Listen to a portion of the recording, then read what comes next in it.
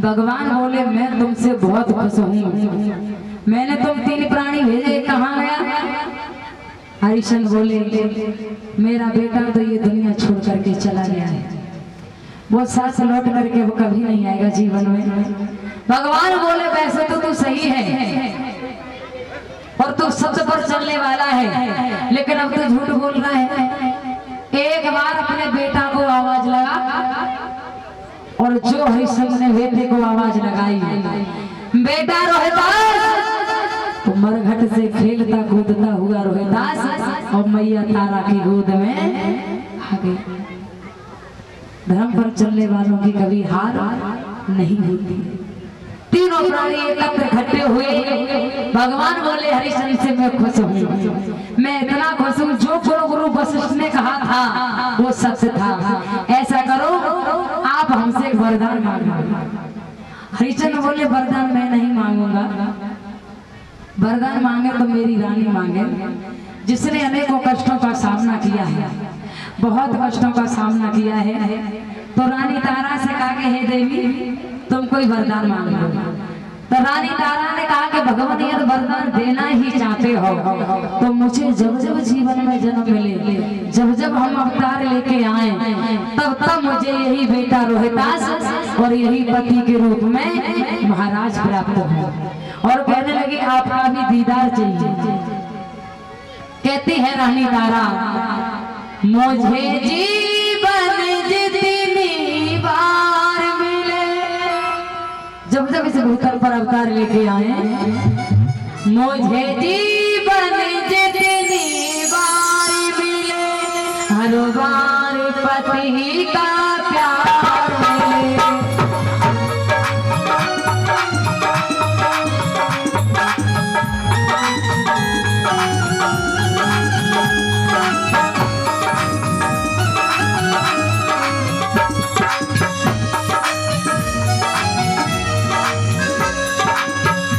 मुझे जीवन जितनी बार मिले, हर बार पति का प्यार मिले, हर बार पति का प्यार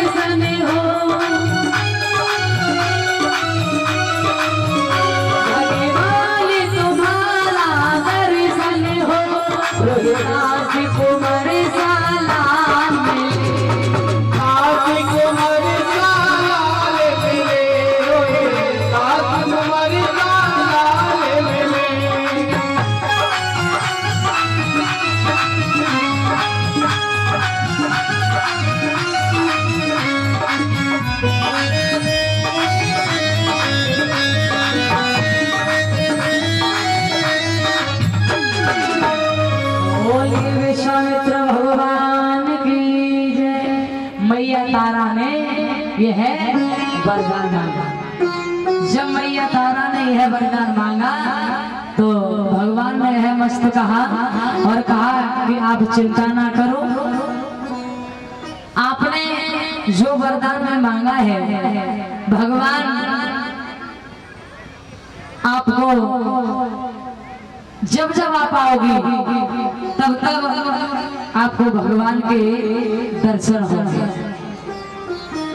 जब जब आप भूतल पर अवतार लेके आओगी तब तब आपको भगवान के दर्शन होंगे। भगवान यह वरदान देकर के और अंतर ध्यान हो जाते हैं। रानी तारा रोहिदास, रानी तारा और रोहिदास को दानवी राजा हरिश्चंद्र को जो उनका राज्य चला गया था परीक्षा लेने के चक्कर में, वो राज्य उनको वैसा ही दोबारा मिला,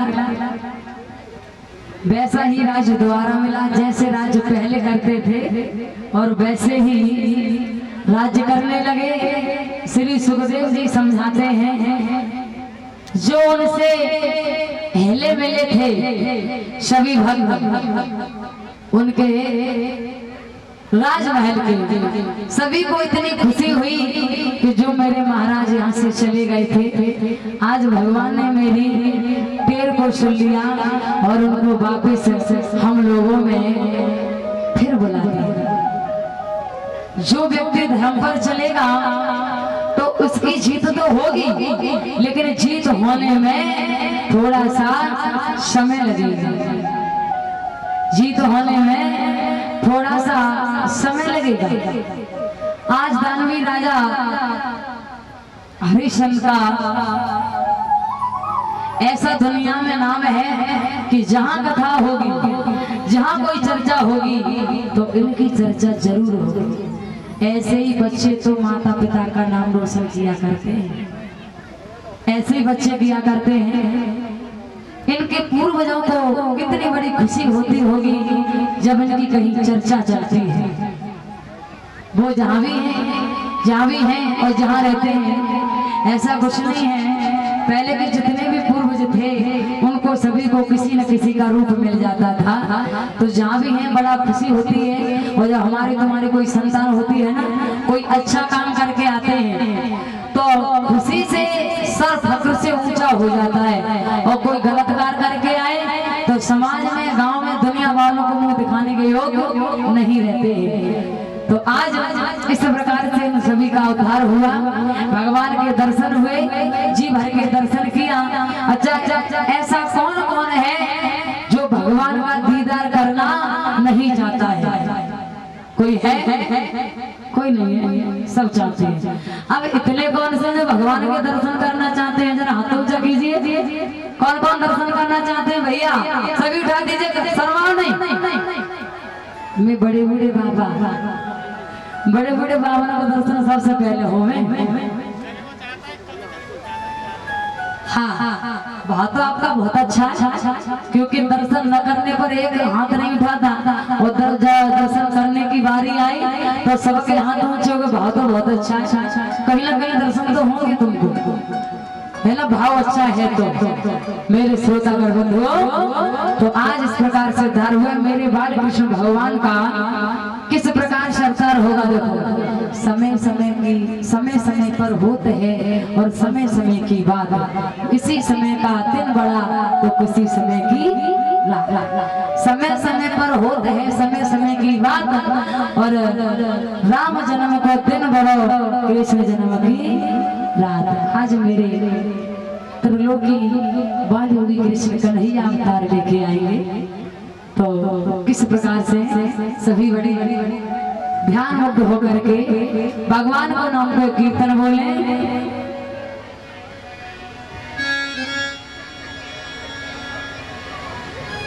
राधा रानी का वृंदावन में किस प्रकार से हुक्म चलता है। आरे वृंदावन में हुक्म चले श्री राधे रानी का। वृंदावन में हुक्म चले ब्रजभान दुलारी का।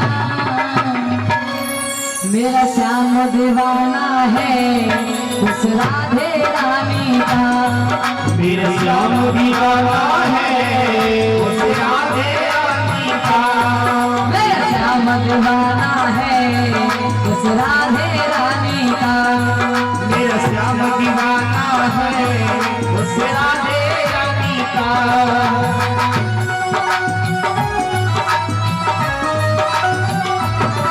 वो वृंदावन में हुक्म चले श्री राधे रानी का। श्याम दीवाना है उस राधे रानी का। मेरा श्याम दीवाना है उस राधे रानी का।